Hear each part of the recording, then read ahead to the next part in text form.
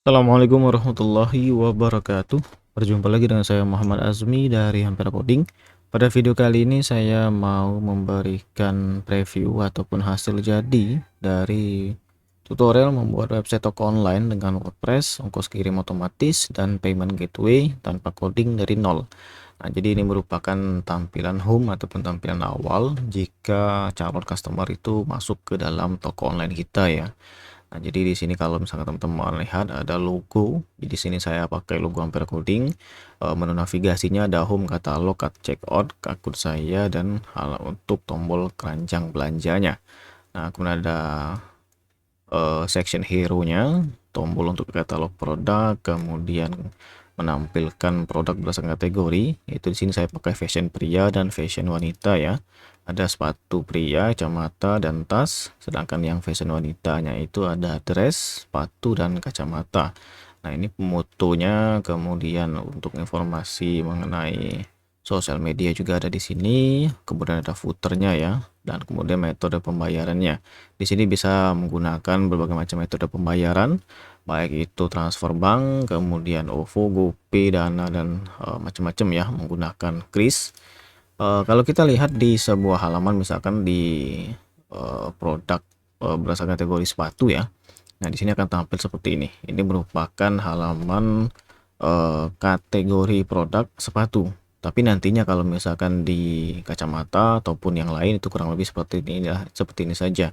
Yang membedakan hanyalah isi dari berita yang berada di kategorinya. Jadi kalau misalkan kita lihat di halaman katalog, nah di sini ada semua produk ya. Kalau misalnya kita ingin istilahnya pilih barang, ya kita tinggal pilih saja. Misalkan tas, nanti dia akan masuk ke detail dari si produk ini. Nah, dia akan menampilkan informasi mengenai foto, kemudian nama produknya, harga, kemudian di sini ada harga coret juga ya. Kemudian tombol untuk ke keranjang belanja, kemudian di bawahnya ada informasi mengenai si deskripsi produk, informasi tambahan yaitu di berat, dimensi, kemudian ulasannya bagaimana kalau misalnya sudah ada yang order dan memberikan reviewnya. Sedangkan di bagian bawahnya adalah mengenai produk terkait. Jadi seperti ini ya. Nah, kalau misalkan kita mau belanja ya, misalnya saya mau pesan si tas Green Volunteer Man Bag ini. Saya pilih ataupun klik tombol tambah ke keranjang. Nah, nanti ada informasi mengenai Green Volunteer Man Bag telah ditambahkan ke keranjang belanja Anda. Kalau kita klik lihat keranjang, dia akan tampil seperti ini. Jadi ini merupakan tampilan keranjang belanja yang ada di tutorial membuat website toko online dengan WordPress ini.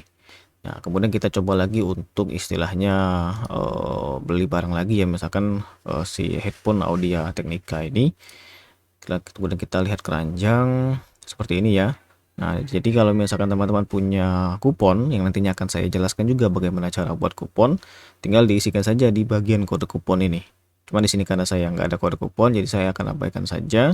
Kemudian kalau misalkan ingin menambahkan quantity, ya kita tinggal mainkan saja di sini jumlahnya.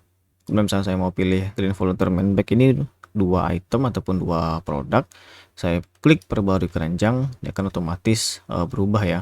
Kalau misalnya saya hapus, saya balikin ke perbarui keranjang, udah oke lagi. Kemudian saya misalkan mau buang Audio Technica ini, udah muncul. Kalau saya mau buang juga si Green Volunteer Man Bag-nya ini, nanti dia akan juga hilang dan otomatis keterangannya keranjang Anda saat ini kosong. Nah, kita bisa lihat ke katalog ya nanti.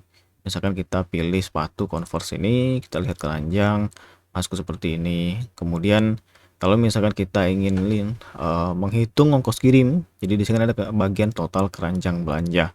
Ada subtotal yaitu di jumlah dari si barang ini berapa. Kemudian pengiriman. Nah, di bagian pengiriman ini kalau misalkan kita klik hitung biaya pengiriman, nanti dia akan muncul pilihan. Jadi misalkan saya mau pilih ke Indonesia tapi ke Bangka Belitung misalnya, kotanya itu di Kabupaten Bangka misalnya, subdistriknya misalkan Belitung, kode pos saya isikan asalan saja ya, saya klik tombol perbarui. Nah, dia nanti otomatis muncul estimasi ongkos kirimnya. Jadi kalau di sini kan saya pakai JNE oke 3 sampai 6 hari. Nah, di sini menggunakan plugin Raja Ongkir ya. Kalau misalnya teman-teman lihat bisa nanti di Raja Ongkir, dia ada pilihan paket-paket istilahnya API-nya, mau yang biasa, kemudian yang menengah ataupun yang ultimate ataupun yang paling mahal. Nah, di sini saya pakai yang paling murah ya supaya untuk demo. Tapi kalau misalkan teman-teman pakai yang ultimate, dia bisa langsung pengecekan sampai ke kecamatan. Nah, kalau untuk yang versi gratisan dia cukup sampai di bagian kota saja. Kemudian kemudian pilihan untuk kurirnya juga terbatas kalau misalnya kita pakai yang gratisan. Tapi kalau kita pakai yang premium ataupun yang paling mahal itu bisa banyak ya. Jadi kalau saya bukakan di sini rajaongkir.com. Nah, di sini untuk websitenya kita akan coba pakai ini ya, dan sudah akan saya jelaskan juga tutorialnya. Misalnya kita lihat di bagian harga ya. Jadi kalau misalkan kita lihat di integrasi dokumentasi API, nah di sini ada berbagai macam dokumentasi API-nya dari starter, basic sampai yang pro. Nah, kalau misalkan kita lihat istilahnya widget, di sini juga ada ya untuk widget ongkos kirimnya berapa, sedangkan untuk beranda seperti ini. Nah, kalau misalkan kita istilahnya ingin menggunakan si API-nya ini, ya ada bagusnya kita daftar dulu ya supaya kita bisa lihat, karena di sini eh, tidak ada untuk istilahnya mengetahui harganya berapa. Jadi kalau misalkan saya masuk di sini,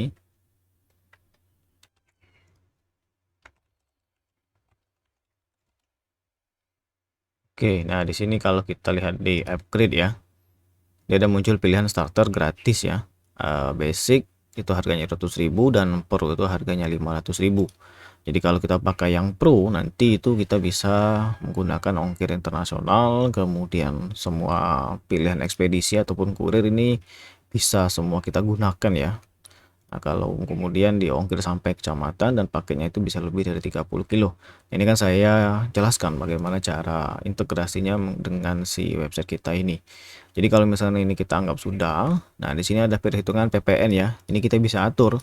Kalau mau pakai PPN bisa, nggak mau pakai PPN juga bisa. Nah, kalau sudah, kita klik lanjutkan ke checkout. Nah, di sini ada informasi halaman checkout. Kita tinggal isi nih nama depan, belakang dan seterusnya. Misalkan saya isikan nama saya saja ya. Di sini kemudian provinsinya oke, alamat jalan saya isikan asalan saja. Kemudian seperti ini. Kirim ke alamat berbeda tidak, saya mau kirim ke yang di sini saja. Nah, kemudian di sini ada yang namanya history pesanan ataupun detail pesanan. Jadi produknya apa, subtotalnya berapa, pengirimannya pakai apa, PPN-nya berapa dan totalnya berapa. Nah, di sini ada pilihan ya untuk transfer, ada transfer bank langsung atau kita bisa pakai ke payment gateway-nya tadi menggunakan Tripay ya. Jadi kalau teman-teman lihat di websitenya Tripay, ini merupakan salah satu payment gateway yang akan kita gunakan di dalam project membuat website toko online ini, selain dari menggunakan si Raja Ongkirnya ya. Oke, ini kenapa agak lama sih? Mungkin dari Tripay-nya. Oke, nah seperti ini tampilan dari website si Tripay-nya ya. Oke, nanti tinggal teman-teman lihat saja. Cuman kalau di tutorial yang sudah saya siapkan ini sudah akan saya jelaskan semua dari awal, dari nol sampai jadi seperti ini ya. Jadi misalnya saya mau pakai ataupun metode pembayaran dengan Bank Mandiri ya misalnya. Oke, kita sudah pilih Mandiri, kemudian kita klik tombol buat pesanan. Nah, nanti ya akan muncul sebuah halaman baru seperti ini ya. Jadi Tripay, pembayaran dengan Mandiri Virtual Account. Pastikan Anda melakukan pembayaran sebelum melewati batas pembayaran dan dengan nominal yang tepat. Nah, jadi di sini ada informasi lagi mengenai perhatian, ini adalah mode sandbox.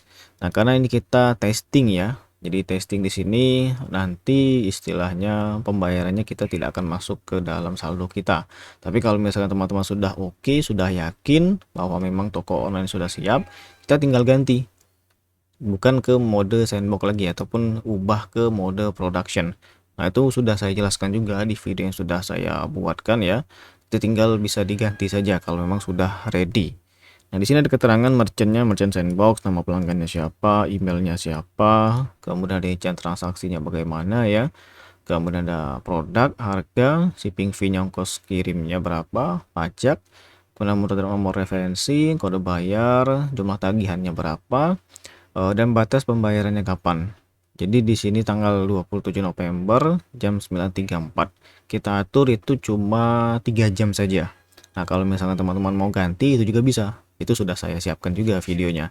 Nah, kalau misalkan teman-teman lihat lagi di bagian bawah ada tombol kembali ke merchant dan cara pembayaran. Jadi kalau misalkan orang itu bingung bagaimana cara bayarnya, dia tinggal klik cara pembayaran, tidak akan muncul seperti ini. Jadi kan karena dia sudah pilih untuk di Mandiri Virtual Account ya, dia tinggal buka saja ke mobile bankingnya ataupun ke website dari internet banking Mandiri, kemudian pilih pembayaran, multi payment, kemudian penyedia jasanya itu adalah WinPay, masukkan nomor VE-nya dan masukkan nominalnya. Nah, kalau sudah nanti otomatis pembayaran ini di halaman ini berubah ke halaman eh, transaksi selesai dari pembayaran ini. Nah, kalau kita klik kembali ke merchant, nanti dia seperti ini ya. Kalau misalkan sudah dilakukan pembayaran, kalau secara otomatis ya nantinya, kurang lebih seperti ini ya untuk tampilannya. Kalau dia klik tombol bayar, maka dia akan masuk lagi ke halaman seperti ini. Nah, nantinya admin toko itu diberitahu bahwa oh Min, ini ada transaksi baru nih, segera diproses. Nah, itu juga sudah saya berikan juga istilahnya penjelasan video tentang prosedur transaksinya seperti apa. Oke, mungkin ini saja ya dari saya. Semoga bermanfaat dan sampai jumpa di video selanjutnya.